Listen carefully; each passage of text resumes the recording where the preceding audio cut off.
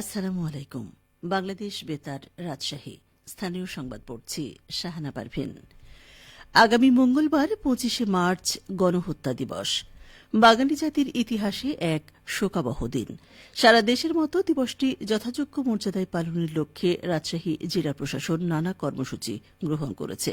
এ উপলক্ষে সুবিধাবদ্ধ সময়ে ২৫শে মার্চ স্ব শিক্ষা প্রতিষ্ঠানে বিশিষ্ট ব্যক্তি, বীর মুক্তিযোদ্ধাদের সমন্বয়ে ২৫শে মার্চ গণহত্যা ও ঐতিহাসিক মহান মুক্তিযুদ্ধ সম্পর্কে স্মৃতিচারণ ও আলোচনা সভা অনুষ্ঠিত হবে।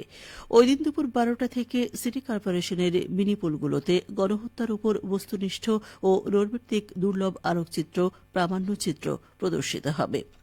মসজিদে মসজিদে বা জোহর, বিশেষ মোনাজাত এবং অন্যান্য উপাসনালয়ে সুবিধামতো সময়ে বিশেষ প্রার্থনা করা হবে।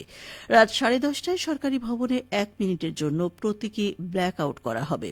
ওই দিন রাতে গুরুত্বপূর্ণ সরকারি, আধা সরকারি, স্বায়ত্তশাসিত এবং বেসরকারি ভবন স্থাপনাসমূহে আলোকসজ্জা না করার জন্য সংশ্লিষ্ট ভবনের কর্তৃপক্ষ বা মালিকদের বলা হয়েছে।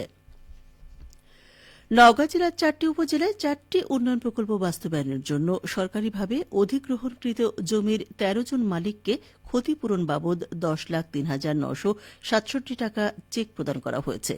আজ জেলা প্রশাসকের কার্যালয়ে চেক বিতরণ অনুষ্ঠানে প্রধান অতিথি ছিলেন জেলা প্রশাসক মোহাম্মদ আব্দুল আওয়াল। এ সময় জানানো হয়, মান্দা, মহাদেবপুর, বদলগাছি ও নওগাঁ সদর উপজেলার বিভিন্ন মৌজায় চলতি অর্থ বছরে মোট ০.২৪০৬ একর জমি অধিগ্রহণ করা হয়। ক্ষতিপূরণ বাবদ মান্দা উপজেলায় ১,২৭,৭২৫ টাকা, মহাদেবপুর উপজেলায় ৩,৪১,৪৯৪ টাকা, বদলগাছি উপজেলায় ১,১৪,৪৯৬ টাকা এবং নওগাঁ সদর উপজেলায় ৪,২০,২৫২ টাকা ক্ষতিপূরণ প্রদান করা হয়েছে। চেক বিতরণ অনুষ্ঠানে অতিরিক্ত জেলা প্রশাসক সোহেল রানা সহ সংশ্লিষ্ট উপজেলার উপজেলা নির্বাহী কর্মকর্তাগণ উপস্থিত ছিলেন। এদিকে নাটোরে গরিব ও অসহায় মানুষের মাঝে সরকারি জাকাত তহবিলের চেক বিতরণ করা হয়েছে। আজ জেলা প্রশাসকের সম্মেলন কক্ষে প্রধান অতিথি হিসেবে এসব চেক হস্তান্তর করেন জেলা প্রশাসক আসমা শাহীন। অনুষ্ঠানে জেলা প্রশাসক বলেন, বিত্তবানদের উচিত সরকারি জাকাত তহবিলে জাকাত প্রদান করা। এই তহবিলের অর্থ কর্মসংস্থানের সুযোগ তৈরিতে ব্যবহার করা হয়, ফলে হতদরিদ্র ব্যক্তিরা উপকৃত হন। অনুষ্ঠানে ইসলামিক ফাউন্ডেশন নাটোর জেলা কার্যালয়ের উপপরিচালক মোহাম্মদ রিয়াজুল ইসলাম জানান, ৪৭ জন ব্যক্তিকে ২,৮২,৪০০ টাকার জাকাত প্রদান করা হয়েছে। এর আগে জেলার ৭টি উপজেলা পর্যায়ে জাকাত তহবিলের ৭,৪১,২১২ টাকার চেক বিতরণ করা হয়। ঈদ উল ফিতর উপলক্ষে যানজট নিরসনে নাটোরে মতবিনিময় সভা অনুষ্ঠিত হয়েছে। আজ জেলা প্রশাসকের সম্মেলন কক্ষে অনুষ্ঠিত সভায় সভাপতিত্ব করেন জেলা প্রশাসক আসমা শাহীন। সভায় জেলার যানজটের কারণ হিসেবে ৮টি ট্রাফিক পয়েন্ট চিহ্নিত করা হয়। এসব পয়েন্টে যানজট নিরসনে আইনশৃঙ্খলা রক্ষাকারী বাহিনীর টহল জোরদার করা হয়েছে বলে সভায় জানানো হয়। ঈদে বাসবে ব্যবহার করে যাত্রী ওঠানামা নিশ্চিত করা, শহরের ইজি বাইক চলাচলের ট্রাফিক ব্যবস্থা উন্নত করার সিদ্ধান্ত গ্রহণ করা হয়। সভায় অন্যান্যের মধ্যে বক্তব্য রাখেন সেনাবাহিনীর জেলা কমান্ডার লেফটেন্যান্ট কর্নেল মুক্তাদির রহমান, পুলিশ সুপার মোহাম্মদ আমজাদ হোসেন, অতিরিক্ত জেলা ম্যাজিস্ট্রেট আসমা খাতুন, সড়ক ও জনপথ বিভাগের নির্বাহী প্রকৌশলী কামরুল হাসান সরকার।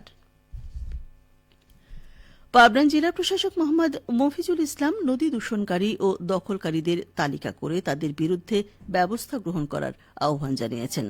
আজ দুপুরে জেলা প্রশাসক কার্যালয় সম্মেলন কক্ষে এই সভা অনুষ্ঠিত হয়। সভায় জেলা প্রশাসক জানান, পাবনার নদীগুলো রক্ষা করতে সংশ্লিষ্টদের আরও উদ্যোগী হতে হবে। নদী দূষণকারী ও দখলকারীদের তালিকা করে তাদের বিরুদ্ধে ব্যবস্থা গ্রহণ করতে হবে। নদী বাঁচলে বাংলাদেশ বাঁচবে, তাই নদীকে রক্ষার কোনো বিকল্প নেই। জেলা প্রশাসকের সভাপতিত্বে সভায় উপস্থিত ছিলেন অতিরিক্ত জেলা প্রশাসক জাহাঙ্গীর আলম, পাবনা এলজিইডির নির্বাহী প্রকৌশলী মনিরুল ইসলাম ও বিভিন্ন সরকারি প্রতিষ্ঠানের প্রধানরা। পাবনা শহরের বিভিন্ন বাজারে অভিযান চালিয়ে ১৩টি প্রতিষ্ঠান থেকে ৩৬,০০০ টাকা জরিমানা আদায় করেছে জাতীয় ভোক্তা অধিকার সংরক্ষণ অধিদপ্তরের নেতৃত্বাধীন যৌথ বাহিনী। আজ দিনব্যাপী পাবনা শহরের দইবাজার মোড় ও বড়বাজার সহ বিভিন্ন এলাকায় এই অভিযান চালানো হয়। এতে নেতৃত্ব দেন ভোক্তা অধিকার সংরক্ষণ অধিদপ্তর পাবনার সহকারী পরিচালক মাহমুদ হাসান রনি। অভিযানে জেলা খাদ্য অধিদপ্তর, র্যাব ও জেলা পুলিশের সদস্যবৃন্দ ও ক্যাব সেক্রেটারি মাহবুবুল আলম উপস্থিত ছিলেন। সবশেষে আবহাওয়া। আজ রাজশাহীতে সর্বোচ্চ তাপমাত্রা ছিল 29.4 ডিগ্রি এবং সর্বনিম্ন 17 ডিগ্রি সেলসিয়াস। বিকেল 3টায় বাতাসে আপেক্ষিক আর্দ্রতার পরিমাণ ছিল 49%। রাজশাহী পার্শ্ববর্তী এলাকায় আজ ইফতার সন্ধ্যে 6:20 এবং আগামীকাল সেহরির শেষ সময় ভোর 4:46।